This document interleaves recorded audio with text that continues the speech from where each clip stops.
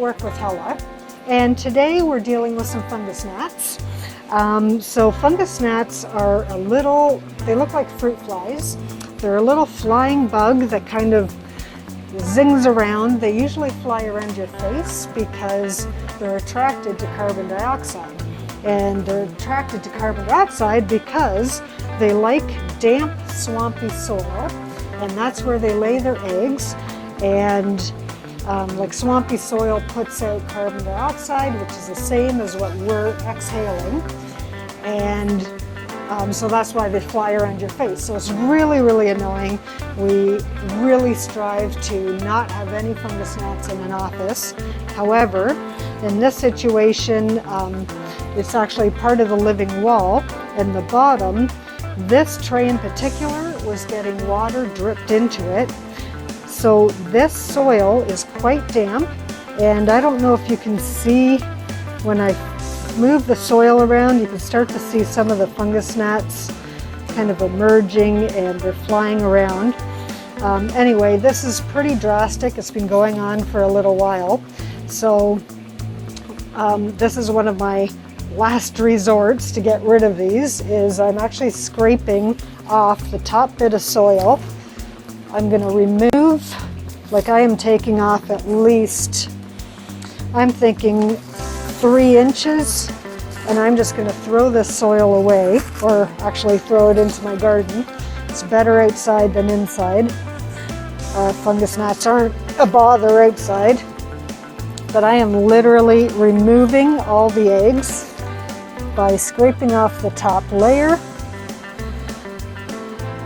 And this soil is damp all the way down. It's not a deep soil bed. This is probably 6 inches deep, but I am taking off quite a bit here. And I can still see some flying around. I want to get as much as possible because one fungus gnat can lay like 1 million eggs. I don't know if that's an exaggeration or not. Seems like 1 million. It's in the thousands for sure. Okay, so I've scraped off as much as I would like to, just because I'm starting to get into some of the plant roots. I'll take this little handful too, and I'm going to replace it with fresh soil. Okay, so this is some fresh potting mix. I'm going to put that back on top. Now, because fungus gnats like the damp soil, that also means they dislike dry soil. So if you do have fungus gnats, one of the best natural ways to get rid of them is just simply let the soil dry. The problem is that once they realize the soil's drying out, you get a mass exodus. So then you think, oh man, there's so many more fungus gnats, this isn't working. Well, it is working, and they're leaving and they're dying. But the problem is you have to get through, it gets worse before it gets better. So that might be happening in this situation as well, just because the other planters were really dry. There's only this one is still really wet. Okay, so I've got my layer of soil in there.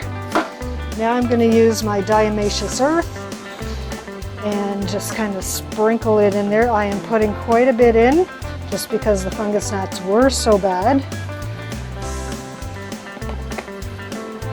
That's our diatomaceous earth. I'm mixing it in within the first inch or 2 of the soil.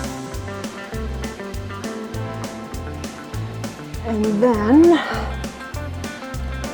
so that's really everywhere. That's nice. Then what we want to do is put some sticky traps. I've got these big ones that I cut in half. So I'm going to just place those on the soil. And I've also got some of these other smaller ones with the sticks. Now you got to be careful when you're handling these because you end up getting your own fingers stuck to them. It's really annoying. So I usually just put one on top so I can stick the stick in further down. And I might just put that one like right there. And the yellow is so that these flying insects tend to gravitate towards yellow things. I don't know why. They like the color yellow. So they'll go to it, land on it, get stuck, and die.